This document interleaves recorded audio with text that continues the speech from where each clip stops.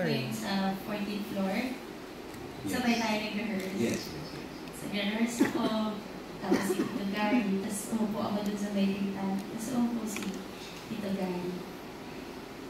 Tapos yung naalala mo yung sinabi mo sa akin. Tito Gary. Pakunta mo na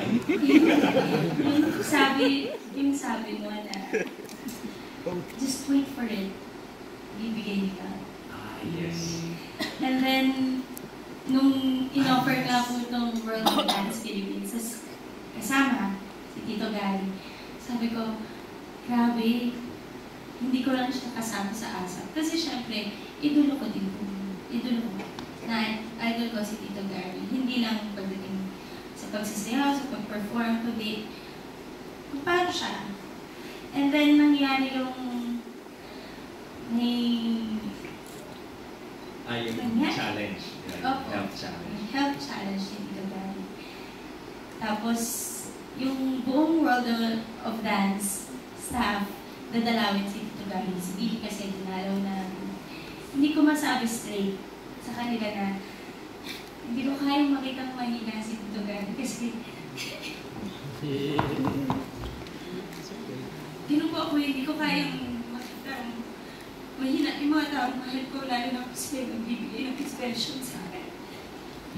Ito malakas na ako ngayon mo tingin. Kasi ikaw. Ikaw kasi Hindi, pero yun po yun. Kaya So hindi ka dumalaw? hindi ko kasi talaga kaya. Pero nandun yung Tito Gary nag-text. I explain din ni Tina. Yan. Yun yung reason. Hindi ko talaga, hindi ko kaya. So, pero nag-text naman ako. And hindi ko naman siya-check si Tito Gary. Galit na galit si Tito Gary. Ano bang galit? Sabi lahat kayo dumalaw sa bahay. Kakaayos lang galit. Nag-away mo. Ayos lang dahil sa word of dance. Awa na ng mga martial. Sigurado ba hindi natututunan ka dyan? Pero yun, kaya sobrang sinasabi ko na sana umaling na agad para kami pa rin. And thank you, Lord. And Iba. grabe, yung recovery ni Kuya Gary, I mean, I've never seen anybody. Kaya nga Superman tawag namin ni Kuya Gary. Honestly, kasi, alam mo yun, biro mo from everything that he just went through, the operations and everything, in 4 months, nandito siya. And he's still performing like he's 25. Diba? So, paano yung puso namin? Paano kami, alam mo, Ang importante doon yung salitang parang. Parang. Please. Parang lang. Kayo matulog ko. So, sa mga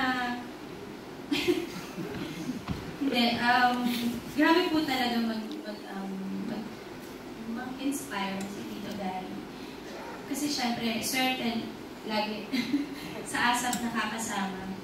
So, alam niyo naman po, ang dami namin napagdadaan tayo, di ba? Pero, very blessing talaga si Tito Gary sa akin. I'm sure sa amin lahat. Dahil iba siyang mag-inspire ng tao. Yung talagang hindi ka mag-give up sa kung ano man, kung nasang ka man. Kung ano yung pinagdadaan mo. Kasi, lagi niyang pinapaalala sa'yo na dyan si God. And just keep on praying. So, yun yung dun ako lagi. Kaya pag Sunday, lagi yung kinukulit ko Tito Gary. Pero hindi niya alam, gusto ko lang makarinig ng magagandang words.